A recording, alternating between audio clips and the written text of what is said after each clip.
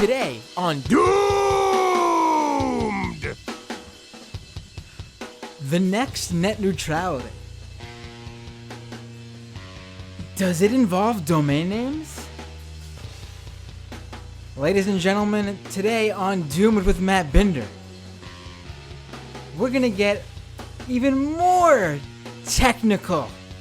We're jumping right into the technology sector on this episode, more so than we even usually do, to discuss what's looking to be the next net neutrality fight, especially if you're a content creator on the internet.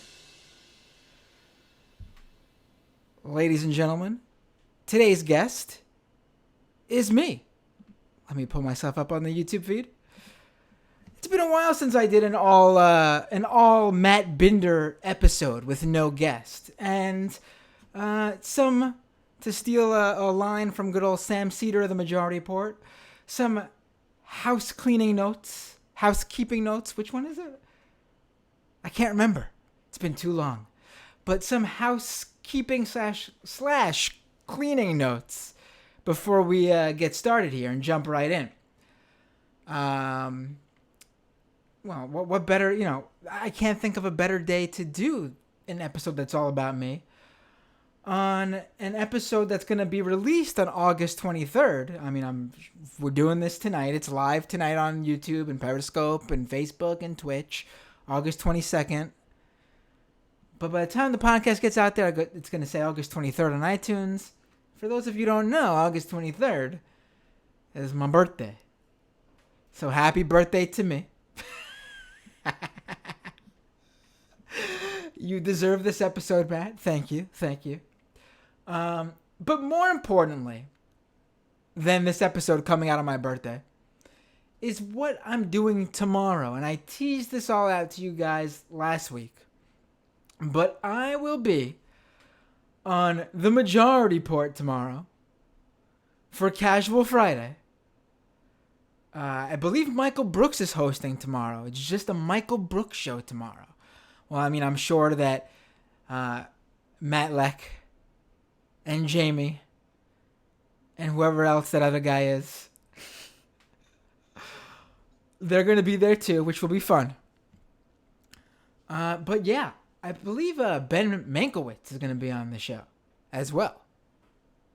So that should be a good show tomorrow. Make sure you all tune in. And again, most of you, by the time you listen to this show, it'll be tomorrow. So make sure you listen to that show today, on Friday. And for probably even more of you, you're going to listen to this podcast after the show is done being live. So go back, finish the show first, then go to the Majority Report archives and listen to the August 23rd Casual Friday episode.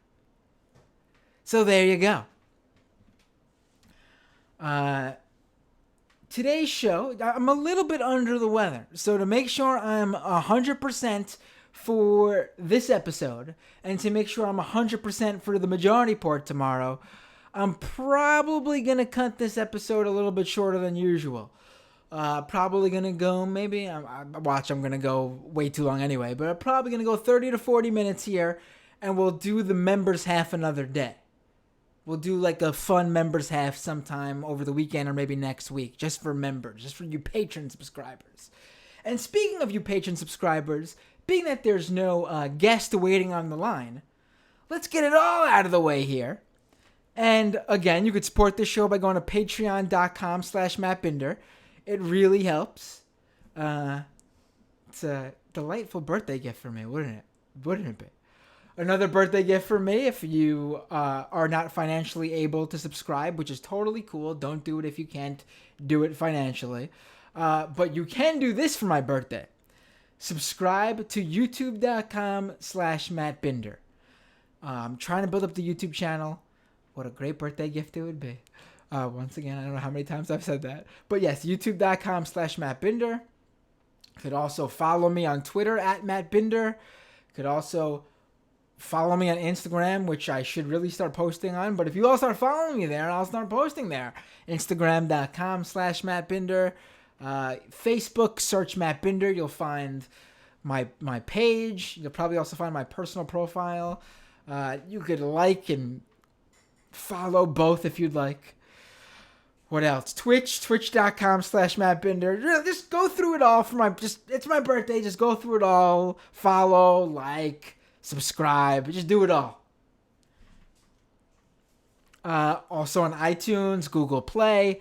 The podcast is available at doomedpod.com.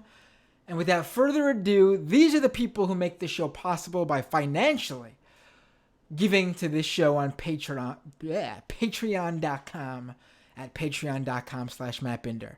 Abigail T, Adam Q, Alan B, Andrew H, Ari R, Benji, Bobby M, Champagne Kami, Chi, Christine H, Colin R, Dakota R, Dan, Dan M, Dank Uger, Dave K, David Z, Dragon Slayer, Floaties, Fraz K, FTW All Day, Greg D, Hockey Games, is that it? It's cut off a bit, sorry. Hockey Game Enjoyer, there we go. Ian Curtis J, Jameson Test, Janelle A, Jasmine H, Jeff K, Jonathan B, Joseph R, Katie S, Katz, Causal, Kyle, Lisa D, Max W, User Me, Melissa M, Michael B, Michael J, Michael M, Mr. Danks, Nicole A, Namde Net, Romina O, Ryan Left Is Best, Scott R, Stephen S, Struggle Session, TM, Tamni G, Thaddeus A, Tina M, Tom G, Tom M, Ty W, Will P, Utopian, and Zarin. Now, you'll notice that for sure the Patreon subscriber base is growing. And so there will be a point eventually where I will not be able to read every name on every episode. So now is the perfect time for you early adopters, I guess. If we're doing a tech episode, let's go all tech terminology. You early adopters should get in now at patreon.com/MattBinder to ensure your name will always be mentioned. So there you go. We're actually at the, obviously nowhere near some of the larger Patreons, but we are, I can officially say, at the biggest this Patreon page has ever been. We are over halfway towards the original goal, which has never been met.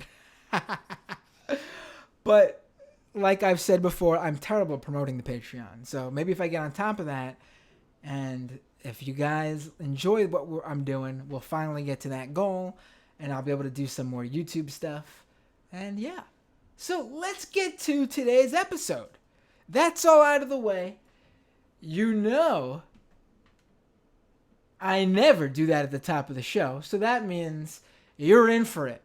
The rest of the show is all story now. It's all the day's topic. So let's get to it. So I covered this from, and I think it's been really undercovered, actually. In fact, the domain registrar I spoke with for the piece, who's been fighting to basically keep this from happening, or at this point now, reverse what could possibly happen, had said to me that, I don't think there's been a mainstream outlet that's covered this. It's been all, within the domain name industry. Not even really, mainstream tech sites have covered this until I covered it. And it's not quite exactly the next net neutrality, but it's definitely net neutrality-like. And it's definitely a net neutrality-esque fight. And that's because what's going on with the domain name extensions, the main general extensions, your .coms, .net, .orgs, .info, the main extensions that have been around since basically the beginning of the internet. what's going to, I'm going to get into what's happening, but what is happening is going to reverberate. And I think it will may well affect every sort of content creator that wants to basically own their own content. Especially in this day and age where social media has taken over. Facebook, Twitter, YouTube, Instagram, Pinterest, TikTok, Snapchat, Tumblr, all these, and even when you talk about, you go ahead and you start writing on a hosted site that's free to use, like WordPress.com.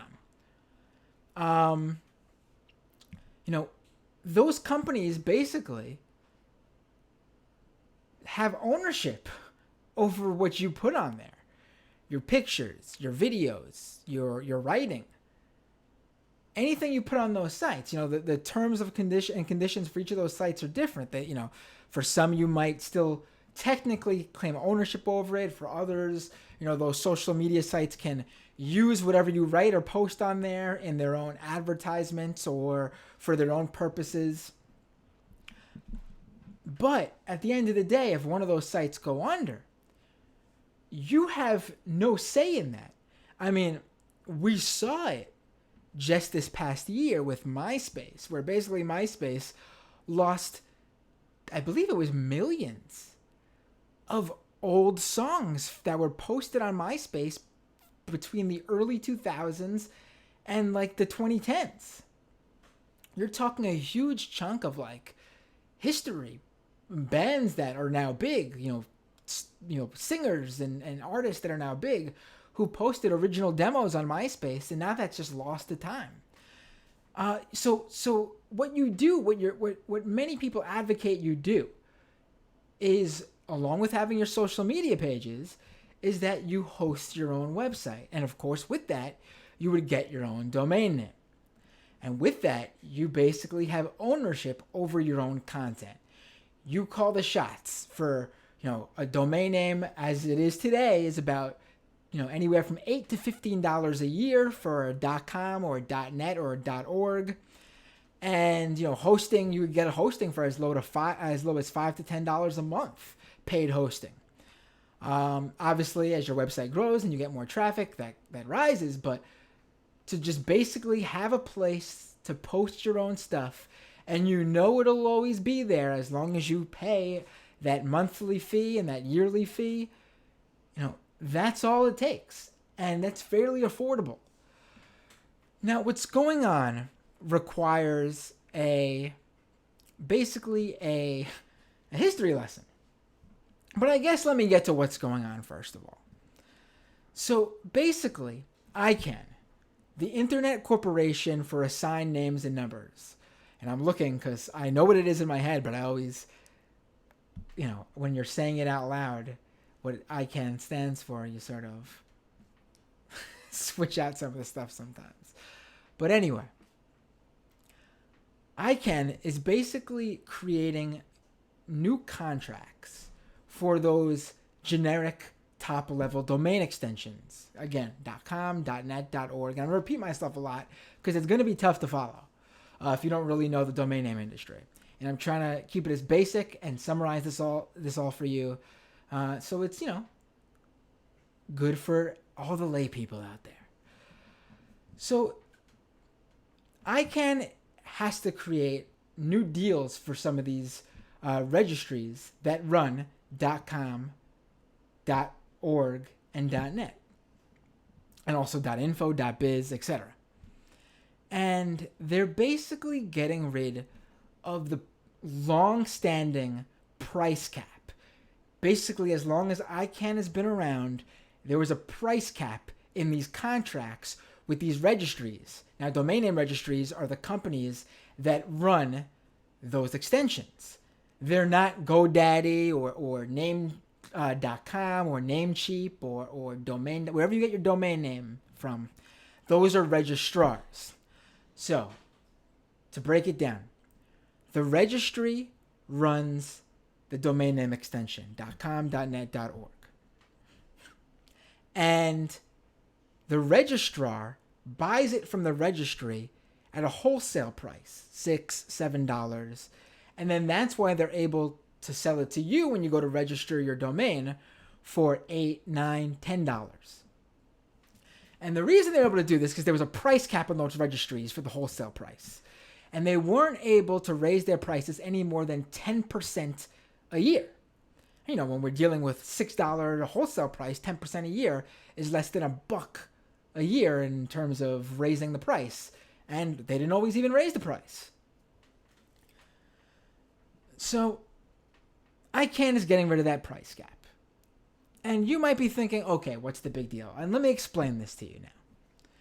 Now, in an age of where the internet is basically being just, the idea of the internet, the open and free internet that we've known for so many years now, how it's been, how it should be, the information highway where anyway can, and I'm being corny here when I use that term, but it's true when you compare it to TV or radio. Anyone can put content out there. Anyone could learn whatever they want. There's no network basically owning the airwaves. There's no expensive licensing fee to run your station or whatever. It's all very entry level. Anyone can do it. And net neutrality under the Trump administration has been repealed.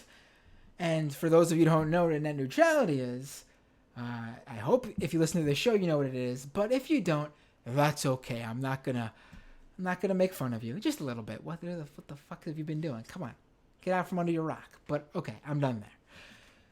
Net neutrality is basically the idea that all internet traffic should be created equal. And the worry is that eventually your internet service provider is going to create a tiered system where certain websites, certain traffic, certain services, certain platforms will only be available to people who pay, the basic fee, for example, the first tier of service, the basic plan. And then if you want to watch, maybe YouTube or Netflix or whatever, that's a more expensive plan. And if you want to, watch a premiere service, for example, say, Vimeo has better quality because they are sort of like the place for the filmmaker or the true artist to post their work. Maybe that will even cost a third level of pricing, et cetera, et cetera. And also, it will also go back and make it harder for, on the other end of the of net neutrality, it'll make things harder for startups. Netflix may be able to pay the internet service providers a fee to be part of that basic plan. But, if you and me decide, hey, we want to create a competing service, we can't pay that fee. So your internet service provider, Verizon, AT&T, Spectrum, Comcast, whatever, they'll decide, hey, you can't pay the fee, you're going into the premium service. So if people want to watch you, they got to pay the premium for the premium package. That's basically an example and a summary of what net neutrality is, trying to stop and what the internet could become without net neutrality. And now, on top of that, we see the issue of the consolidation of the tech companies. You have Facebook buying up WhatsApp and buying Instagram. You have Google controlling YouTube, Android. Apple runs both the iPhone and the App Store.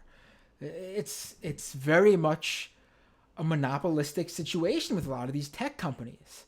They're double dipping in both areas. For why this is a problem, let me give you an example. Apple creates a calculator app. You want to create a better calculator app. You go to the App Store, you type in calculator. Apple promotes their calculator app up top. Now, they might argue that, the reason they do that is because their calculator app is the most popular. But one of the reasons their calculator app is the most popular is because their calculator app is already pre-installed on everybody's iPhone. That's an example. And so you have that. You have all these issues. And so this sort of last bastion here is for you to go ahead, if you want to cut off, these social media companies, you go ahead and you host your own content. And that doesn't get you away from the net neutrality issue, but we'll deal with what we can where we can deal with it, And so let's get to the history of ICANN, because this is where it gets ironic. After I just told you about net neutrality and the monopoly situation that is the major internet tech companies today, ICANN was actually formed in 1998 to prevent the monopoly that was occurring with the domain name system. In the early 1990s, the government decided it actually wanted to privatize the domain name system. That's, basically the system that makes sure that the domain names actually run. It creates the domain name database. It makes sure that when someone registers the domain name, it's actually registered to that person. Only that person has access to it. It keeps their information in the whois so people can find out who actually controls that domain name. And, the government ran it in the early 90s. The internet was created by the government. Shocking if you're a free market enterprise type of guy. But yes, the internet is a government-funded entity. Was a government-funded entity, I should say. And so basically, the government had hired a company called Network Solutions to run and manage that system. But when it decided to privatize it, when it wanted to actually, spin it off out of the government and let businesses be created from it, this was there was no big, internet wave yet. This was way before the internet boom, the dot-com bubble. This is the early 1990s. Most people didn't even have AOL at this point. So Network Solutions, who was already in this business, ended up being the only bidder for the contract to run the domain name system. And so Network Solution basically had a monopoly over the domain name system for all of the 90s. And this ended up creating a problem because Network Solutions decided to charge a large fee for the domain names. You had to register a domain name for 2 years at $100 a pop. I don't know, and maybe now today you don't think that's that much money, but again, look what I just said before. Domain names today, $8 to $15 a year. Here you're being forced to pay $100 for 2 years. And on top of that, there was no one else in the business. Network Solutions could have decided to charge really whatever they wanted. So as this, the worry of antitrust concerns started to come about with Network Solutions running the whole business, ICANN basically forced Network Solutions to separate the Registry, the company that ran the domain name system, from the registrar, the company that sells it to you. And this move actually led to Network Solutions dropping their price because they sold it.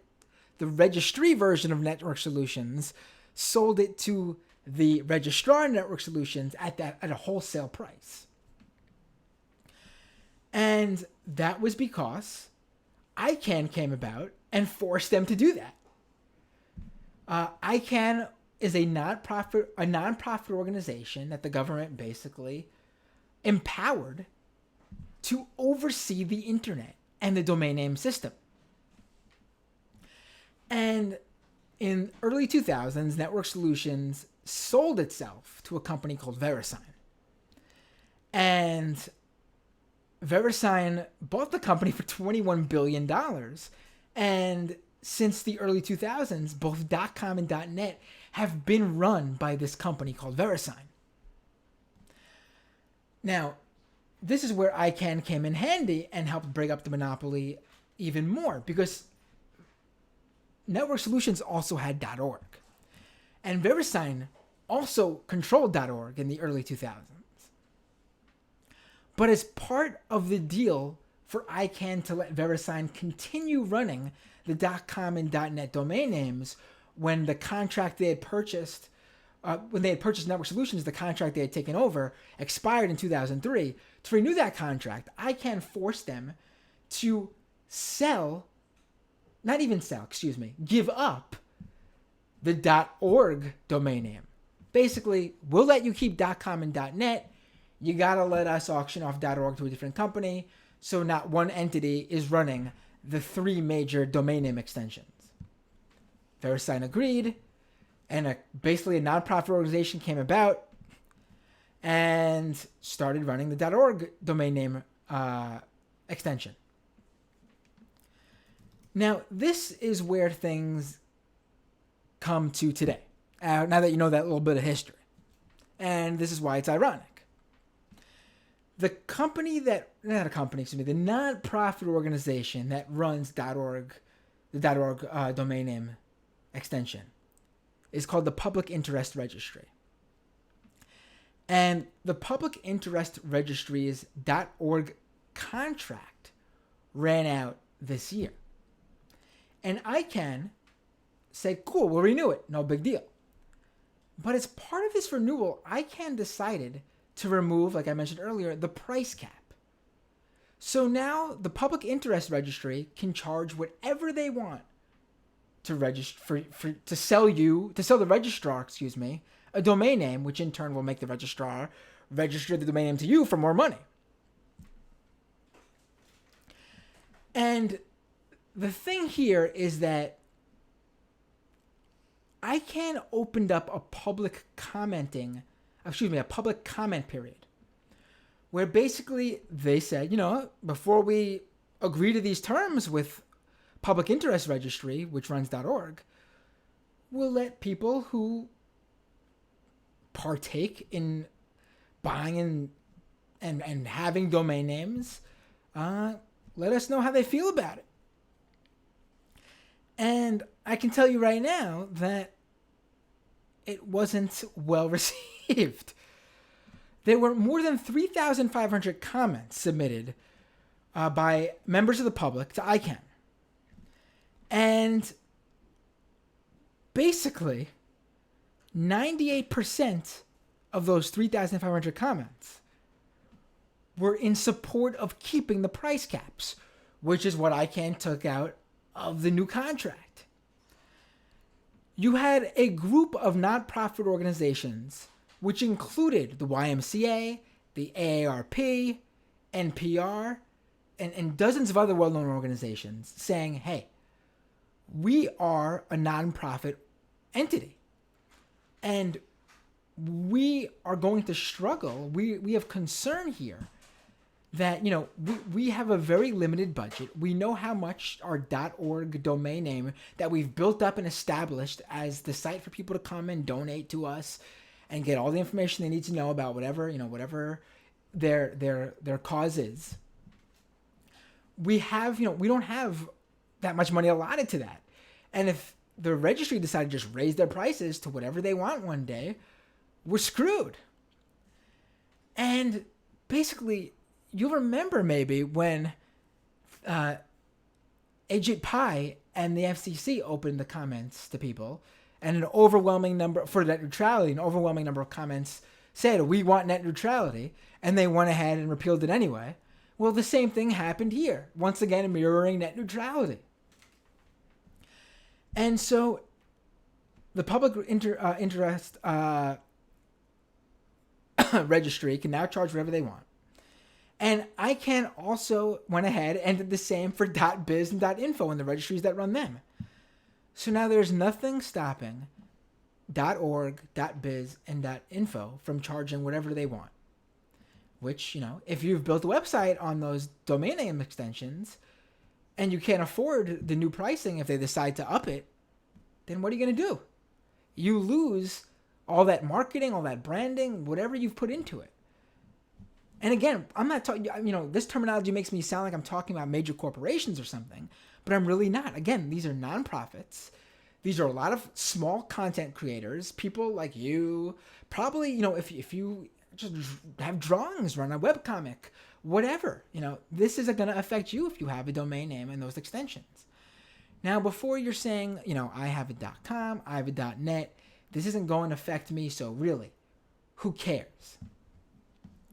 I got news for you.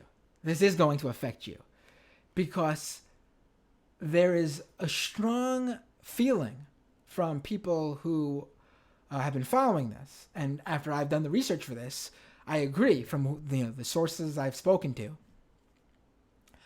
This was all to get people ready for the eventual price cap drop in the new contracts for .net and .com.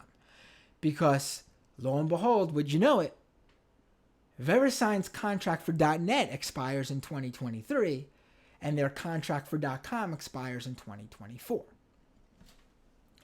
And now, ICANN's argument is that we are just taking the contract we have with the new generic top-level domain names that came out in 2011. That were approved in 2011, and we're just making it for everybody. It's universal now. The same contract universally across the board. Now, for those of you who don't know, in 2011, ICANN approved new generic top-level domain names. Basically, anyone who wants to start their own registry and create their own whatever, can do that. The fee is around $180,000 up front, which means, you and me are priced out. And then I believe it's about $25,000 a year to maintain. And that's why you see people with, crazy whatevers. There's .pizza, .ninja, .guru. You see major companies also getting their own .google, .amazon. You're going to see them start using it a lot more too, I guarantee you. And from the very beginning, those price caps did not exist for those registries.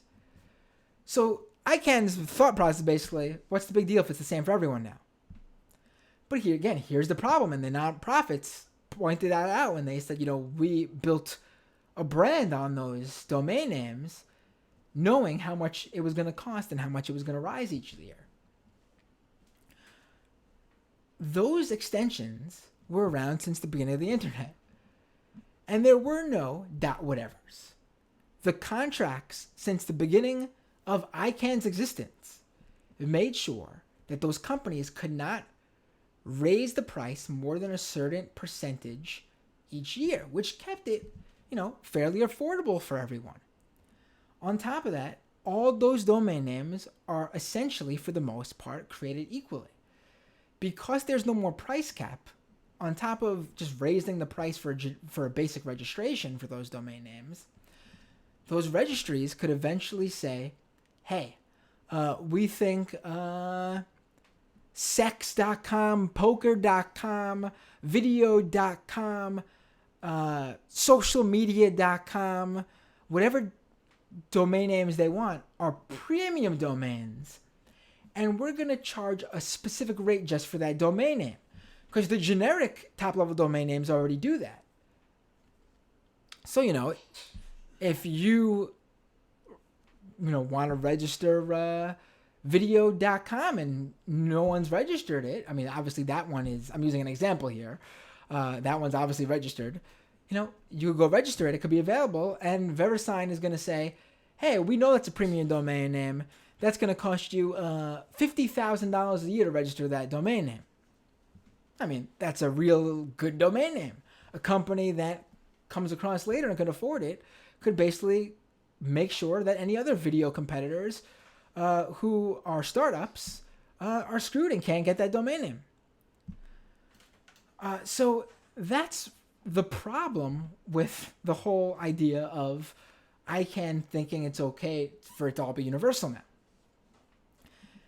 Now, on top of that, obviously, another problem is that 98% of the 3,500 comments said, we want price caps, and ICANN basically said, no, that's all right. We're going ahead and removing the price caps anyway. So now that you know .coms and .nets are in ICANN's site to remove the price caps there too, you're probably now understanding how this is going to affect the entire internet. You could possibly see a raise in prices that ruins the established destination for your favorite podcaster, your favorite YouTuber, your favorite nonprofit organization could be affected well before anyone who runs the .com and .net, because at least those people have till 2023 and 2024, and it's in a way going to create a tiered system. Now, I received comment from the CEO of Public Interest Registry, who said that they have no plans to increase the current price for .org, even though they could because their contract without price caps is now in effect. And he said that those concerns by those nonprofit organizations are inaccurate and unfounded. And he also makes the point that they had the ability to raise prices by 10% each year under the former contract, and they chose not to raise the prices in the last 3 years. Now, I had mentioned that earlier, that they didn't always raise the prices. Cool. I commend them for keeping the domain names affordable. But again, we've heard the same from Verizon. We've heard the same from AT&T. We've heard the same from Comcast, Spectrum, whoever your internet service providers are. They all have said, when they say we don't like net neutrality, and they fought against it before it was repealed, they said, listen, we're not going to do that to you. And of course, you can't trust them, because there's been studies done that have shown already that these companies, these internet service providers, are already throttling video from Netflix, from YouTube, from Hulu, from Amazon Prime Video. Your Skype video calls are being throttled. And the promise from them was that we're not going to do this unless there's, we have to do it because there's congestion. And these studies have taken the congestion of, peak internet traffic times into consideration and have still found that they're throttling these sites anyway, which means your video is not at the quality they're offering you when you're paying for your internet service providers packages. And so, again, this is where this issue mirrors net neutrality as well. Eventually, if this ends up as net neutrality, the repeal of net neutrality is looking, what you're going to see is a tiered system where companies that can afford it are going to buy up the expensive domain names. Sometimes I bet you're going to see companies that, or creators or individuals or small businesses who can no longer afford certain domain names after they've built and established that domain name. You're going to see them let it expire, and those companies who can afford it are going to register it and take advantage. And people looking for one site are going to be forwarded to another. And so that's what's, in my opinion, makes this a net neutrality-esque fight. And I think, again, I don't think it's on the level of net neutrality, because net neutrality directly affects consumers as well as creators and the content providers. This sort of second-handedly affects the consumer and only directly affects the creators and the content providers. So I think it's, again, not there at the net neutrality extreme, but I still think it's certainly very close to a level below it in terms of, shit, this is going to change the internet as we know it for the worse. Now, what can be done? Now, one of the registrars, those companies that actually register you the domain name, Namecheap, is actually really doing a good job in fighting back, because they realize it's going to affect them, because if the registry charges them more wholesale, they're going to have to push that cost onto you. And what they did at first is they encouraged people to comment, which obviously didn't work. But now they're going through the ICANN system set up to basically dispute it. And they have already filed a request for ICANN to reconsider. And if the ICANN board rejects the request, now the ICANN board is made up of international individual people all over the world, honestly, even though it's a U.S. government, basically a U.S. government empowered nonprofit entity, its members make up people from all over the world. It's an international board. Now, if ICANN rejects their request, there are ICANN bylaws they could go to, which Namecheap's CEO has told me they're willing to do, even though they hope it doesn't get to that point. There's a third-party review process. There is an investigation by an independent independent entity, and then there is a mechanism that would allow ICANN's International Advisory Committee to organize, and then they would file a dispute against ICANN. Now, basically, what this would all do, would all escalate this to a higher level. And, of course, hopefully, the idea is that as this fight continues and draws out and escalates, there would be more press on this. But so far, this has really gone ignored. And, I mean, I get why it's been ignored, to be honest. As I'm saying this to you, and as I'm sort of stopping myself and trying to formulate a new explanation, I hear myself in my head what I'm about to say, and I'm like, that's not going to come across as easy to understand for most people. That's really, I think, what they hope is going to happen here, because this is not as, and again, even net neutrality is confusing for people. This isn't even as straightforward as that. Net neutrality, you at least explain. Your internet service provider, the company you pay for your internet, wants to make it so you might have to pay more for your favorite video streaming services, maybe.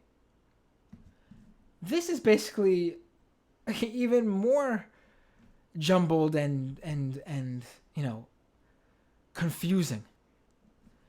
So, I guess in the simplest terms is,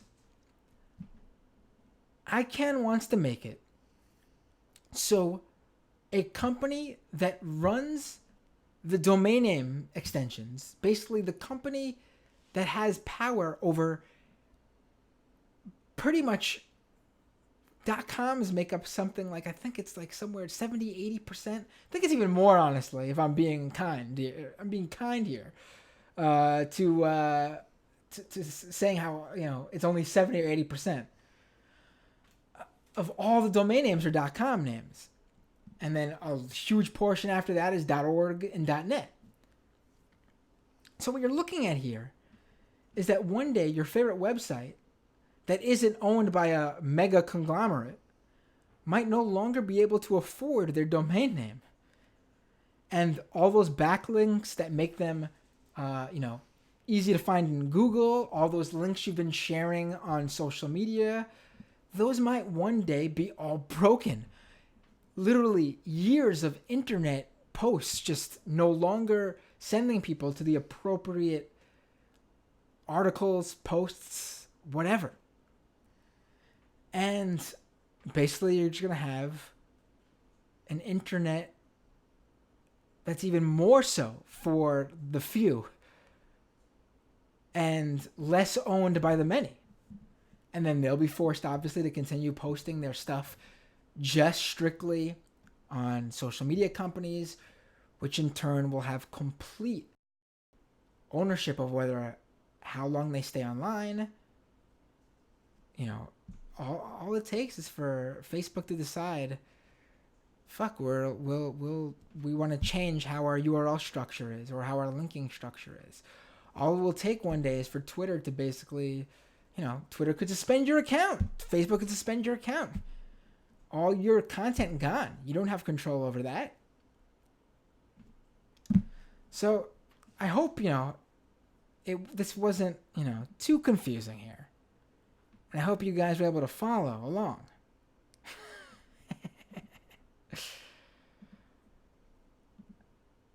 That's where it's at. And I hope ICANN reconsiders for .org, and I hope that reconsideration changes their mind for the renewal that comes up for .com and .net in a few years.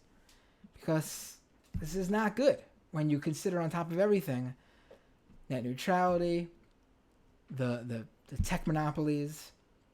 You know, it's just one more issue that makes this all more difficult. All right, folks, that is the show for today. Let me go through some quick comments. I'll give you freebies a small taste of what the comments are. Happy birthday, bro, says B Trouble. Happy birthday, Matt, says Sean Zone. Thank you guys. Grim says, if you make Matt answer the 914 phone call tomorrow, you can hear my dulcet tones wishing you a happy birthday. Thank you. Joel on Facebook says, Matt on majority. Hell yes. Best episodes have Binder. Thank you. Happy birthday, Broham, says Lefty on Periscope. Thank you, guys. I really appreciate all the birthday wishes. I truly do. And so I'm going to save my... Oh, Kennedy says, oh my God, it's your birthday. Happy birthday. My birthday is August 23rd. Thank you. I will be on the majority report for my birthday. Once again, tune in. And next week we'll have a guest. It was fun doing a all Matt Binder episode of Doomed. I hope you enjoyed my coverage of this slightly confusing yet I think very important issue. Read my piece in Mashable. It'll probably be much easier to digest this all if you are able to read it, perhaps. If you're one of those types. Politics Understander says, my plan is not wish Matt a happy birthday so I can call MR tomorrow. All right. Thank you, Politics Understander. Grim says, Binder birthday show is tomorrow. Yep, that's right. See you guys next week with a guest, with a regular style Doomed show.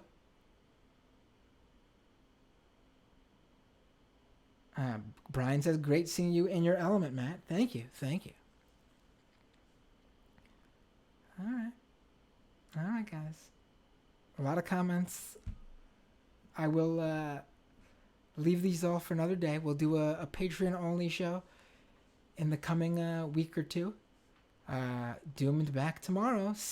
Tomorrow. Majority Report tomorrow / today if you're listening to the podcast / Casual Friday, August 23rd if you're listening to this show in the future. Boy, I'm making this really confusing for you all. See you all next time on Doomed.